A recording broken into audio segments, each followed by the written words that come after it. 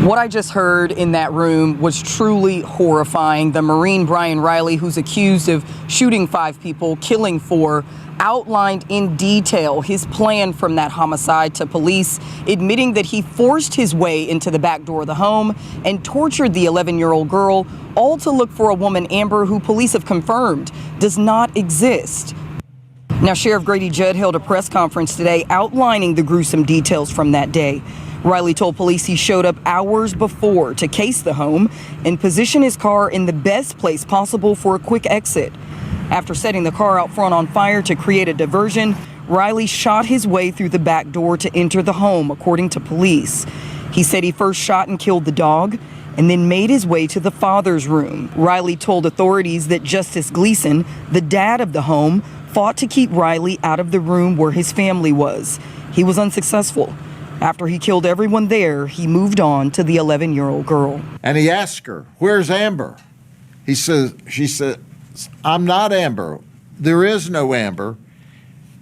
And he said, "I want to know who Amber is." And he counted down, 3, 2, 1, pow, and he shot her. Then this evil human being told us, "I tortured her in order to investigate and in order to find Amber." Now, that little girl, the 11-year-old, is currently at Tampa General Hospital recovering. We'll have more from what she told police happened on that Sunday. Hi guys, and thank you so much for joining me. If you are new here, I'm Kat, and I like to talk about true crime, conspiracies, and all sorts of related things. Let's talk about the ex-Marine in Florida and the quadruple homicide. But before we get started, just a quick disclaimer: all the information that I'm giving you is already found in the public domain. I also do not mean to be disrespectful to anyone I talk about in the video. This is for educational and entertainment purposes only. Thank you so much. A random encounter with a former Marine beset by delusions of child sex trafficking led to the massacre of 4 members of a Florida family, including a mother holding her baby boy. Bryan Riley, who faces murder and other charges on the 5th of September's killings, stopped by the family's Lakeland home briefly the day before, after going to a nearby friend's house to pick up a first aid kit. Riley told acquaintances he was headed for Hurricane Ida relief work, and the friend offered the kit for the trip. A short distance away, Riley saw Justice Gleason mowing his lawn with his 11-year-old daughter in the yard. That provided the trigger that led to the killings. Riley saw the girl, believing she was an imaginary child named Amber, who was suicidal and being held by a supposed sex trafficking ring that God had told him to confront. In reality, no one named Amber lived at the home, and Justice repeatedly told Riley that before asking him to leave. Inside the home on the property, the 40-year-old man, Justice Gleason, a 3-month-old baby, and the baby's 33-year-old mother were found dead. The baby's 62-year-old grandmother was also found dead in a second house on the property. She had been hiding in her closet. Each of the victims had multiple gunshot wounds. The family's pet dog, Diogi, was also shot and killed. The 11-year-old girl had been shot multiple times and was airlifted to Tampa General Hospital for surgery. She is expected to recover. Another child who had earlier been missing was located alive and well. This was all fiction, all made up by him, Polk County Sheriff Grady Judd said. There were no victims of sex trafficking in that house. End of quote again. The county sheriff provided numerous new details about the slayings, including that Riley, wearing body armor, had 3 weapons with him and fired at least 100 shots in the main home and the smaller ones in the back, where Catherine Delgado, 62 years old, was the first to be killed. Law enforcement officers fired about 60 shots in a gun battle that left Riley with a gunshot wound to the abdomen that is not life-threatening. Riley surrendered after that. He was a coward, an absolute coward. He looks like a man, but he's not a man. He's a sniveling coward, Judd told reporters. The 11-year-old girl survived the attack despite being shot multiple times and has undergone 4 surgeries so far.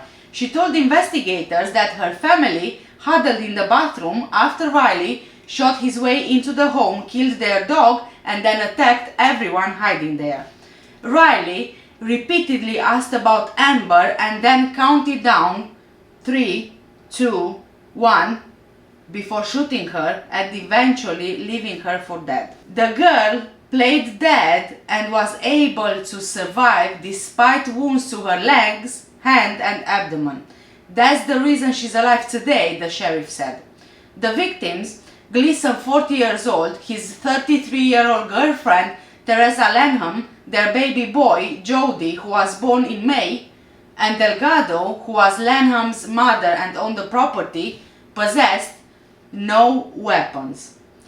Riley, 33-year-old, served as a Marine in Iraq and Afghanistan and was working as a security guard in the Lakeland area, including at the church. After that recent job, his girlfriend of 4 years told investigators Riley began talking about communication with God but never about violence. The former Marine sharpshooter said he received messages from God when he broke into the homes outside Lakeland, Florida on the early Sunday morning on September the 5th and fatally shot 4 people he didn't even know. The incident began Saturday evening when a woman called authorities about a suspicious man believed to be Riley making odd statements at their home. The caller said the man parked outside their house and claimed that God sent him there because a girl named Amber was going to die by suicide. The caller did not have a daughter named Amber, but the man refused to leave. The caller, joined then by Gleason, told the man to leave and that they would call the police, spurring the man to leave the scene. A deputy responded within 6 minutes and didn't find the suspect or the car at the residence. About 9 hours later, at about 4:30 a.m. Sunday, a deputy 2 miles away heard 2 volleys of automatic gunfire. Deputies responded and calls reporting an active shooting began coming in as well. On arrival, deputies discovered the truck on fire and heard popping noises from the vehicle. A series of glow sticks were laid out on the yard, forming a path. There, they saw a man wearing camo and quickly fled inside the house. Then they heard disturbing sounds. At that moment in time, we heard another volley and a woman scream and the baby whimper, Judd said. A lieutenant tried to enter the front of the house, but it was barricaded. The lieutenant then went to the back of the house and entered and came upon the same suspect, now outfitted in a bulletproof vest, camo, knee protection and head protection, according to the sheriff. The suspect shot at the lieutenant, who returned fire and retreated out of the house. The suspect then started shooting at other deputies who also returned fire. There was at least dozens, if not hundreds of rounds fired between the suspects and between the suspect and deputies. It was a tough situation and it entailed at least 2 shootouts in close quarter with the suspect, the sheriff said. There was a period of silence and then the suspect came out with his hands up. The suspect, who had been shot once, was taken into custody peacefully. If he'd given us the opportunity, we'd have shot him up a lot. But he didn't, because he was a coward, Judd said. You see, it's easy to shoot innocent children and babies and people in the middle of the night when you've got the gun and they don't. Photos posted by the Polk County Sheriff showed the extent of the damage to the home on that Sunday morning. A glass door appears completely shattered. 2 windows and the wall are riddled with bullet holes and the burned truck sits outside the home. Once in custody, Riley tried to take a gun from a Lakeland police officer and had to be subdued. The quadruple homicide, which Sheriff Judd described as an active shooter rampage, had no clear motive, and authorities said they didn't believe the suspect knew any of the victims. We just know we had a madman with a lot of guns that shot and killed innocent people, Judd said. Bryan Riley, the 33-year-old, lives in Brandon, about a 45 minutes drive from the scene of the shooting.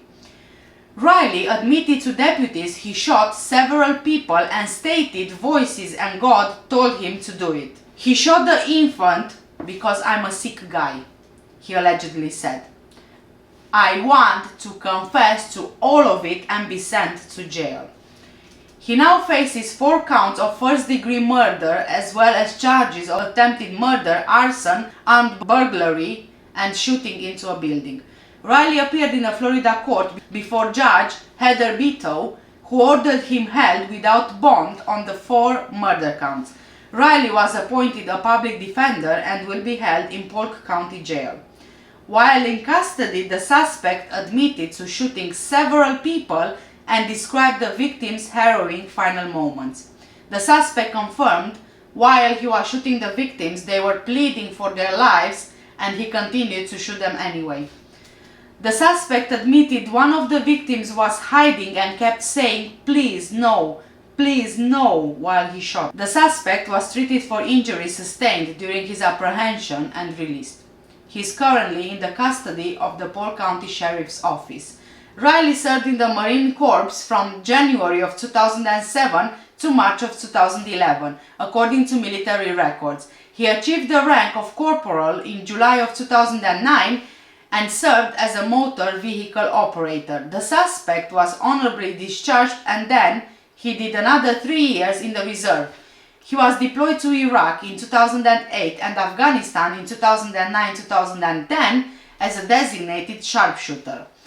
The suspect worked as a bodyguard and security guard for ESS Global Corp, but the company issued a statement saying he was not an employee. ESS Global said Bryan was an independent contractor who worked for them 3 days over the past 2 years. He has a concealed weapons license and no criminal history apart from a small charge as a teenager. In an interview with deputies, the suspect described himself as a survivalist, a term that generally refers to a person who proactively prepares for a post-apocalyptic world, and confessed to being on methamphetamine. The suspect's girlfriend told authorities that he had been diagnosed with post-traumatic stress disorder, PTSD, and had been acting erratically in the last week, saying that he was receiving visions from God. His girlfriend also said, but a week ago today, meaning last Sunday, he did security at a church in Orlando, and he came home and he said, you know, God spoke to him and now he can talk directly to God. And the girlfriend said, I've never seen that kind of behavior. After visiting the victim's home on Saturday night, Riley had returned home at about 10 p.m. and he told his girlfriend that God told him to intervene and prevent Amber's suicide. The girlfriend tried to reason with him, but he locked himself in a room. When she woke up the next morning, she discovered he was not home and his cell phone's GPS coordinates were in the driveway of the shooting's location. I have decided to cover this case after seeing a comment on YouTube from CJ on 54 that the case doesn't get much of attention online in comparison to, let's say, for example, Gabby Petito. And honestly, looking online, it's very true. This was a horrific quadruple homicide where 4 people lost their lives, including a few months old baby. All the victims were completely innocent, yet it seems they don't deserve the media coverage they should get. And with this, I am to the end of the video. I tried the best I could to give you all the updated information that I found online about this, but like I said, it's not heavily covered in the media, so maybe not all of the information is accurate. However, I did try my best. Now, if there is anything that you think I didn't add in this and you know more details, please just let me know in the comment section below. Also, please let me know if you've heard of this case. It happened very recently. So please let me know if you've heard of this case. Thank you so much for watching, and I just want to say rest in peace, angels. Thank you guys. Take care and stay safe. Bye.